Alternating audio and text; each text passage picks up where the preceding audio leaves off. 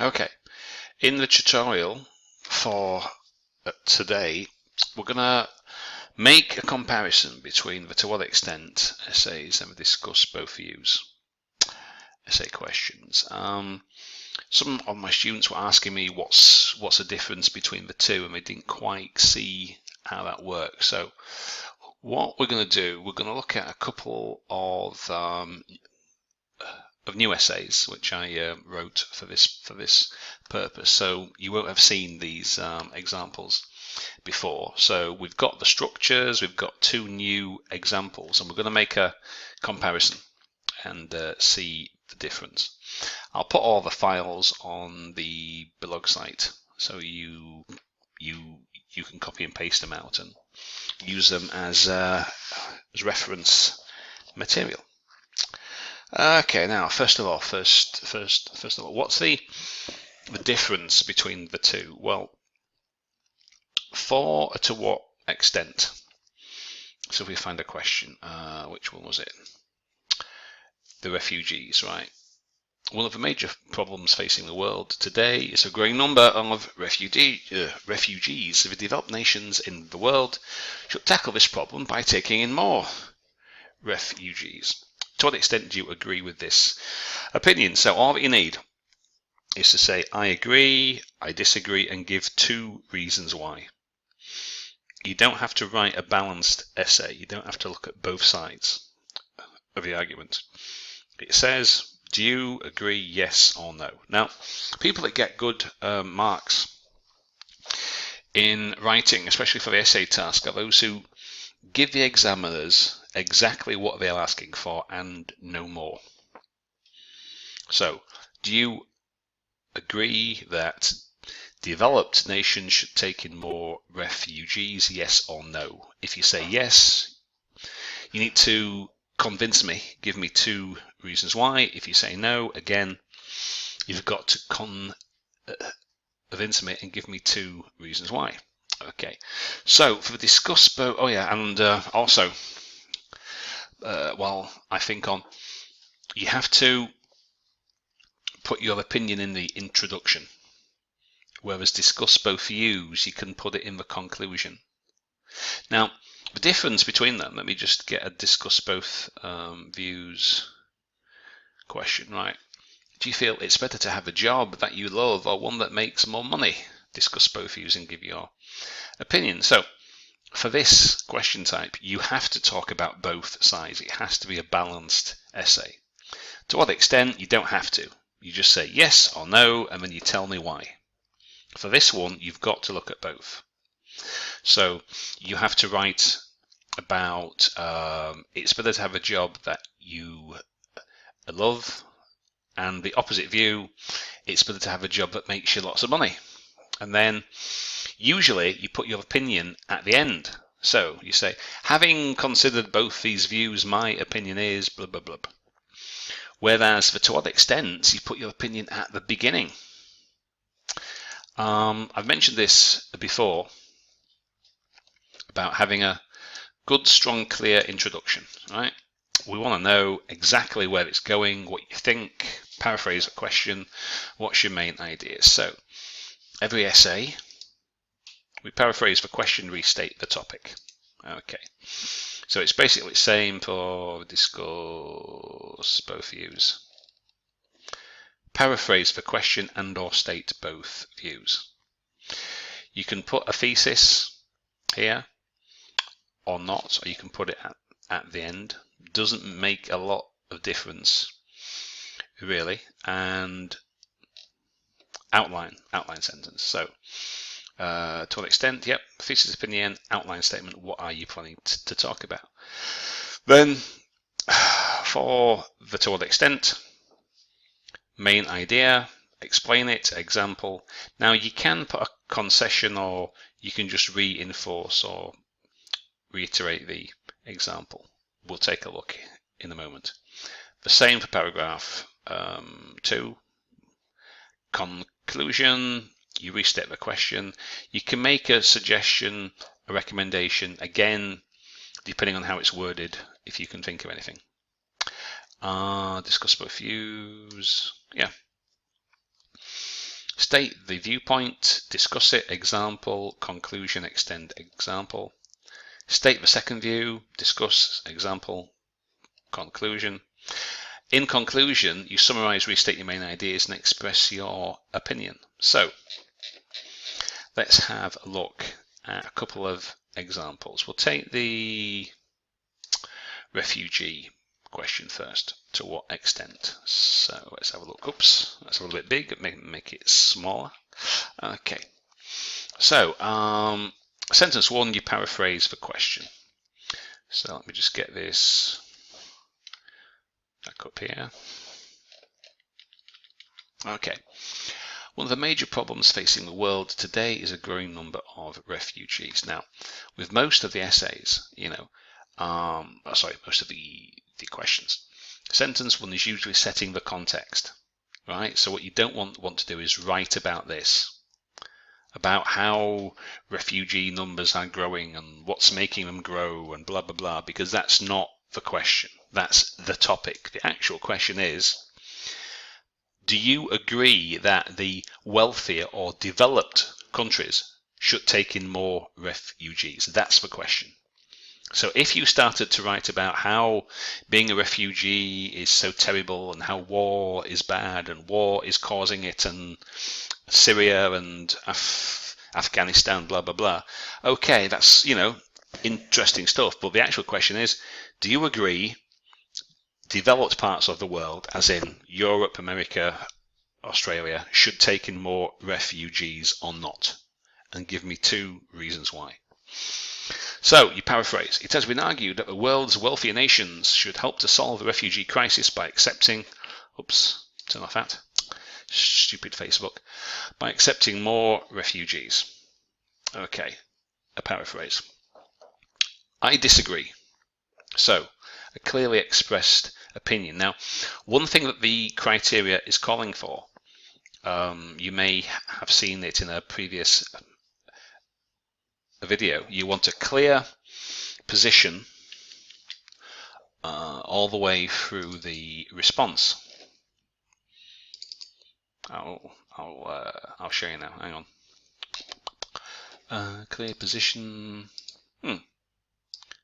throughout the response. So all the way through the essay, we want to know. Well, we, examiner, reader, your tutor, wants to know what you think, your opinion, all the way through. Okay, it's got to be clear. Okay, so back to the essay. So, I disagree. Then outline, what am I going to say? This essay will argue. Now, you might notice there's a bit of a mixture. Third person passive, first person active, again impassive. It doesn't matter really if you use first, second person, well no, first or third person. We just, in academic writing we tend to use a mixture. It's mainly passive though, because the idea is if you use in passive voice, it makes it objective. It takes you out of and your subjective opinion out of the equation.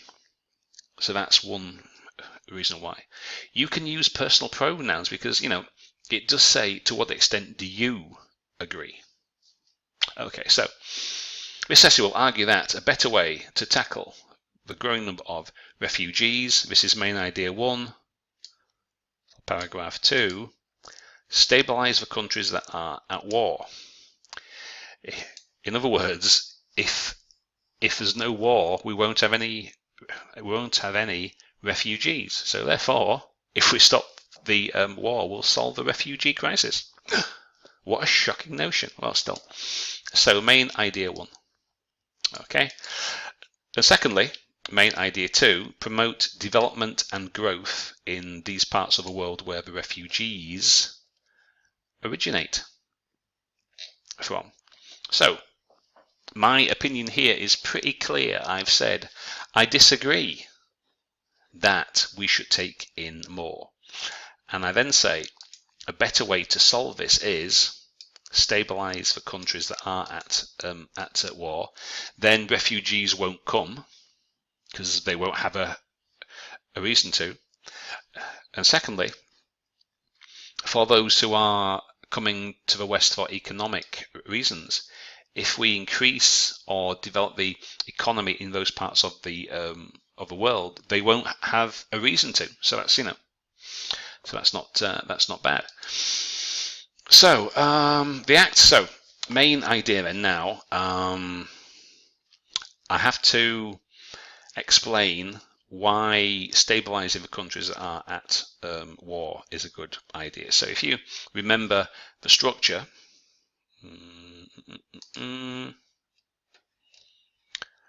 your topic sentence, main idea, explain, example, option.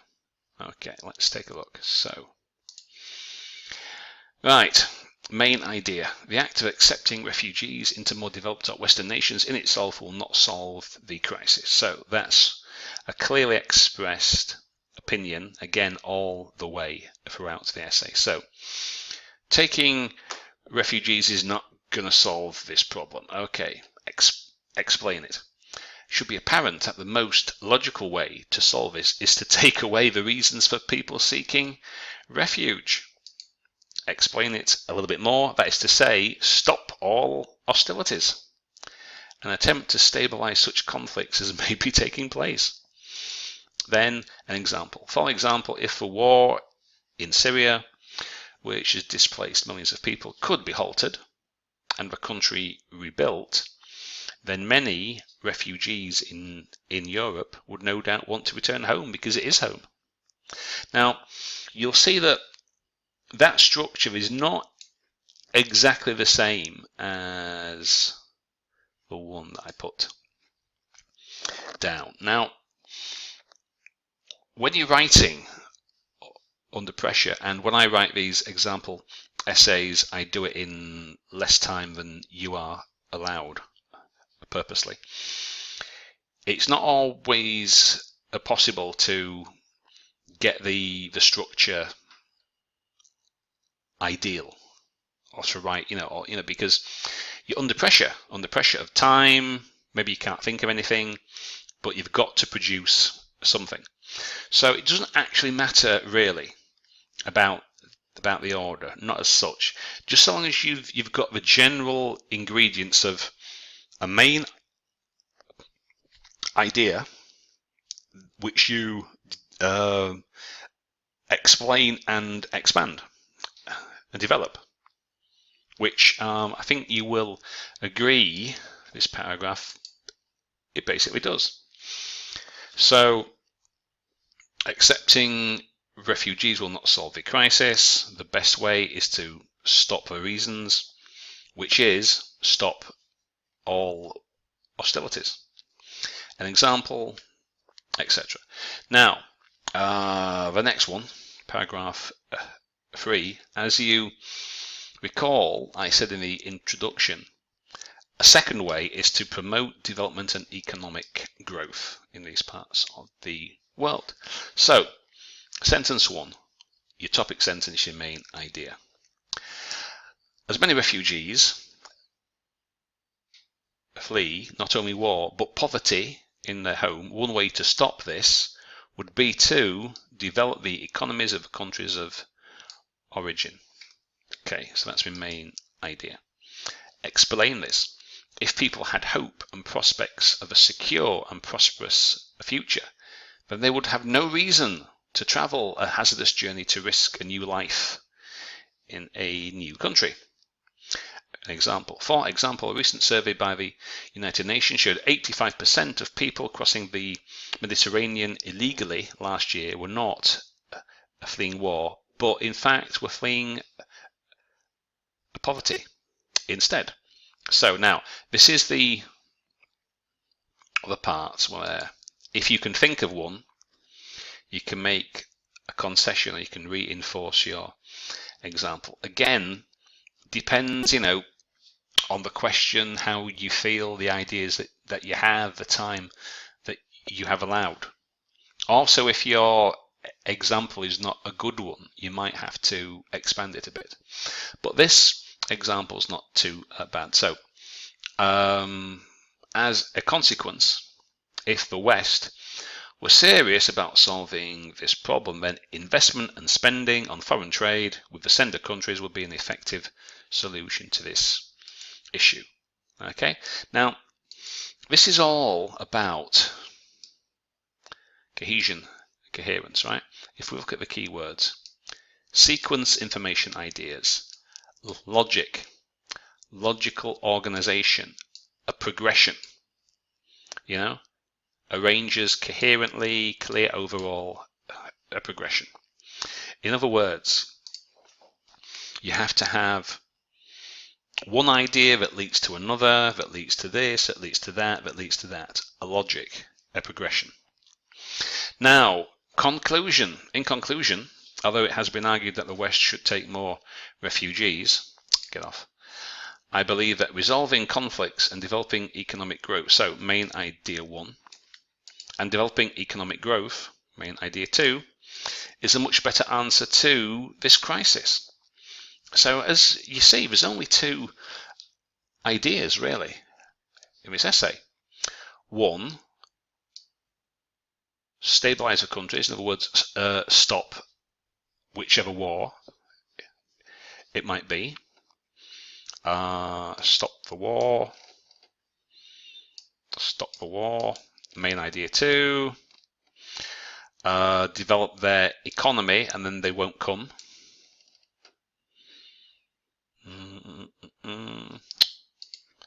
Investment and spending, economy, develop economic growth. So that's not bad really. We've got, as you've seen, we've like basically repeated these 2 main ideas here and there and there too. But that's fine. That's what the essay is calling for. Okay, now let's take a quick look at discuss both views. Let's see what we've got there. Now, the structure, paraphrase, outline, first view, second view, example, conclusion. So let's have a look and see an essay. So, job satisfaction, that was the essay. Let me just get this back up here.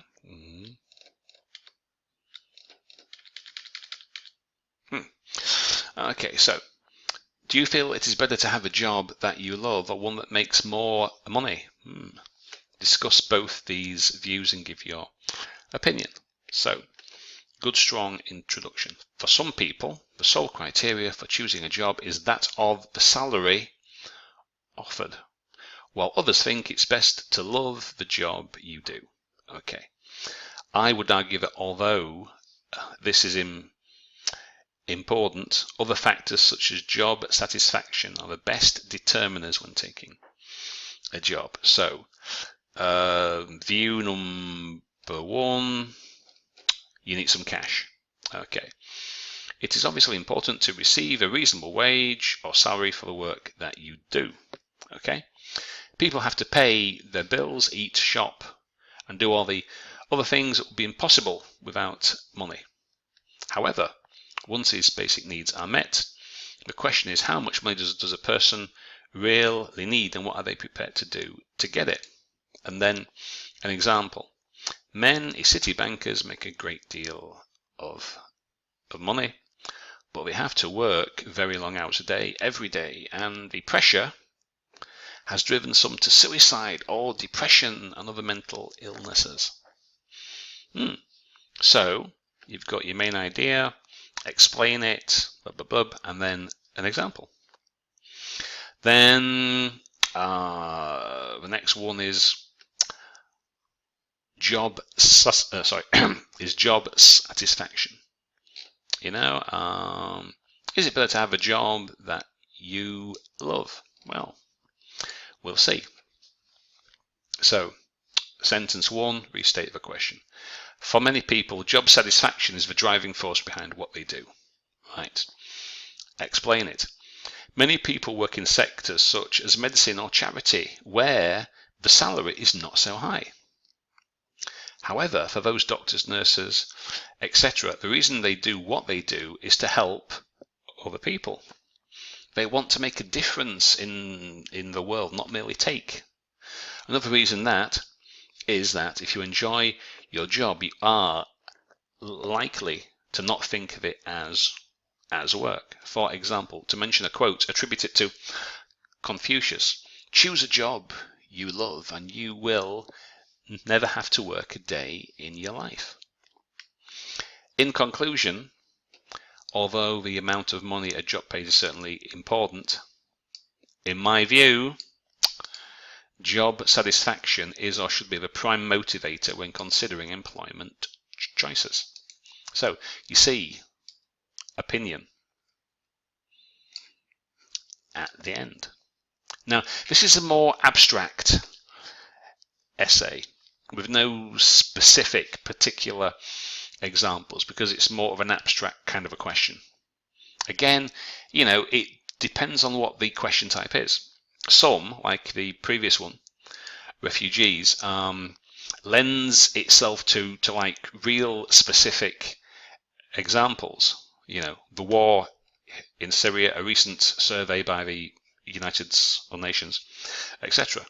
I mean, that figure might not be entirely accurate, but I do remember reading something about this in the papers. So so this is more like a more factual essay.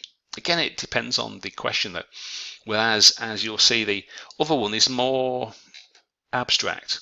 We still have reasons and examples, but not specific ones.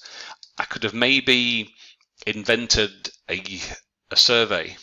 A recent survey by the CBI said that 75% of all bankers in the city of London reported some mental anxiety in the previous year or something. I could have done, but the general example that I use here would fit the abstract nature of this question.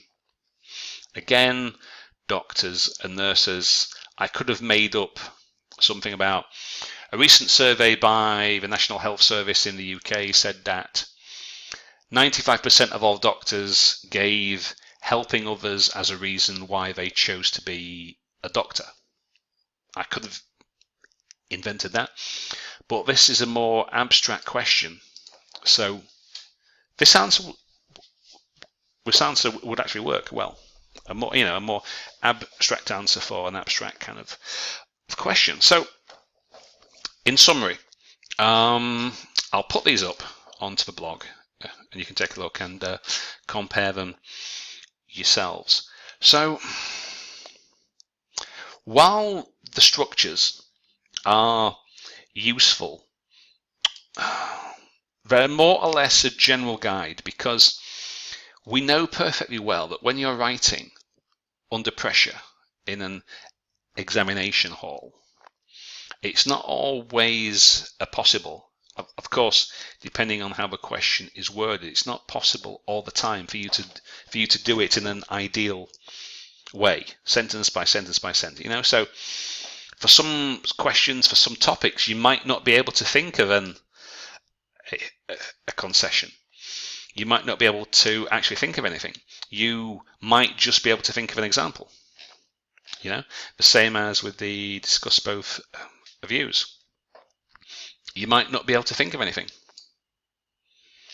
But so long as the basic ingredients are in the essay, a clear position, whether your opinion is in the introduction or at the end, as long as we can see from your paragraphs what you think, as long as we've got that logical, clear progression, organization, this leads to this, leads to this, leads to this, as long as you're not repeating the same ideas in a paragraph, as long as there's some progression, you've got the ingredients, that would do fine. Okay, so I'll make that do for today, which is rather a lengthy video. So I'll put all this material on the blog site. If you've got any questions or comments, you can send me a message there. Okay, I'll see you later.